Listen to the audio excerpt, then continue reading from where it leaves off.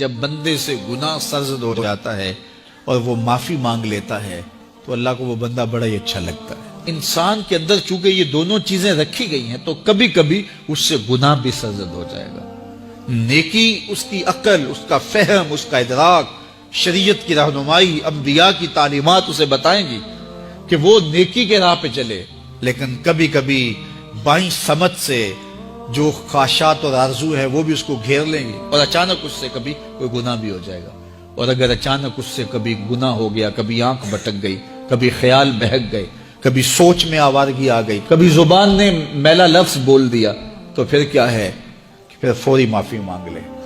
مومن جب گناہ کرتا ہے تو ایسی کیفیت ہوتی ہے جیسے ابھی احد پہاڑ تلے آ گیا ہے، اگر اس نے توبہ نہ کی تو کچل دیا جائے گا۔ اللہ اکبر، تو پھر فوری معافی مانگتا ہے تو یہ اللہ کو بڑا ہی اچھا لگتا ہے۔ اللہ کہتا ہے فرشتوں سے کہ دیکھو میرا بندہ آخر میری دہلیز پہ آیا ہے نا، تم گواہ ہو جو میں نے اس کے سارے گناہ معاف کر دیے۔ تو گناہ کے بعد جو شرمندگی ہے، دیکھیے ایک اور جملہ کہتا ہوں، نیکی کرنے کے بعد جو تکبر پیدا ہوتا ہے کہ میں بڑی نیکی کر لی ہے اور باقیوں کو بندہ حقیر سمجھنے لگتا ہے، اور اس سے کوئی غلطی سرزد ہو جائے اس کے بعد شرمندگی ہوتی ہے اور اپنے آپ کو چھوٹا سمجھنے لگتا ہے اور اللہ سے معافی مانگتا ہے، تو اس نیکی کرنے کے بعد وہ جو آپ کے اندر تکبر اور رعونت اور عجب پیدا ہوا، اس سے کہیں بہتر ہے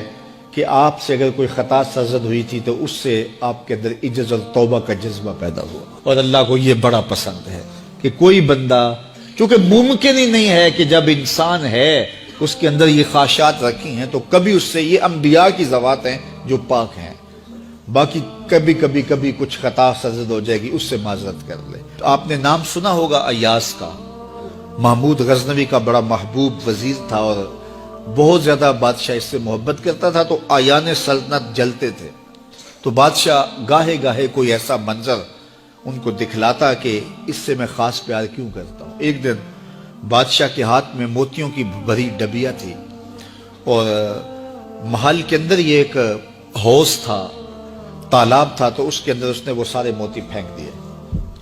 شفاف پانی اور نیچے فرش پہ پڑے ہوئے موتی نظر آ رہے ہیں، تو اس نے ایک ایک وزیر کو کہا کہ یہ موتی نکال کے لاؤ اور سنو اپنا لباس اور اپنا بدن نہیں بھیگنے دینا۔ تو سب نے کہا یہ کیسے ہوگا کہ موتی بھی تہ سے نکال کے لائیں اور بدن بھی اور کپڑے بھی نہ بھیگیں؟ تو دوسرے کو کہا، اس نے کہا حضرت یہ کیسے ہوگا، یہ شرط ہٹائیں تو پھر میں نکال کے لاؤں۔ جب بات آئی ایاز کی تو ایاز نے فوراً چھلانگ لگا دی، موتی پکڑے، ڈھونڈے، ہتھیلی میں لیے اور کانپتے ہوئے بدن کے ساتھ بادشاہ کے سامنے پیش ہوا، حضور یہ لے لیجئے۔ بادشاہ غصے میں تھا کہ میں نے کہا تھا لباس اور کپڑے بھیگنے نہیں چاہیے، تیرے بدن سے پانی نچڑ رہا ہے، تیرے لباس سے پانی نچڑ رہا ہے، یہ کیا؟ تو ایاز نے ہاتھ باندھ کے کہا بادشاہ سلامت، آپ کے دو حکم تھے، ایک حکم یہ تھا کہ موتی نکال کے لانے ہیں، دوسرا حکم یہ تھا کہ کپڑے اور بدن بھیگنا نہیں چاہیے۔ ایک کام میں نے کر دیا ہے، دوسری غلطی ہو گئی ہے، معافی چاہتا ہوں۔ تو کہا وزیرو یہ ہے خوبی اس کی، تم نے کہا ہم کیسے نکال کے لائیں، اس تالاب میں اتریں گے تو بدن تو بھیگے گا ہی بھیگے گا۔ تو کہا جب شہوات دی گئی ہیں، خواہشات رکھی گئی ہیں، آرزویں دیوانی ہیں، اور پھر اس کائنات کے اندر رہ کر کے حضرت انسان کبھی تو اس تالاب کی غلاظت سے اپنے آپ کو بھر ہی دے گا، تو پھر کمال کیا ہے کہ نیکی کے پھول پیش کر دے، سجدے کے موتی پیش کر دے، رکوع اور قیام کے موتی پیش کر دے، ہمدردی انسانیت کے ساتھ پیار کے موتی پیش کر دے،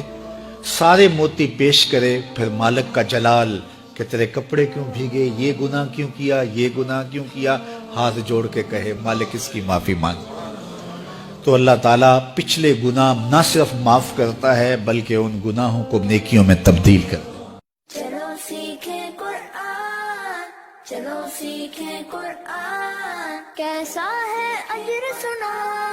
ایک حرف قرآن جو پڑھے، کیسا ہے اجر سنا، ایک حرف قرآن جو پڑھے،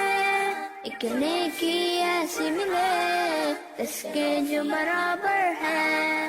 قرآن پاک کا پڑھنا، دیکھنا، سننا سب باعث ثواب۔ میرا رہنما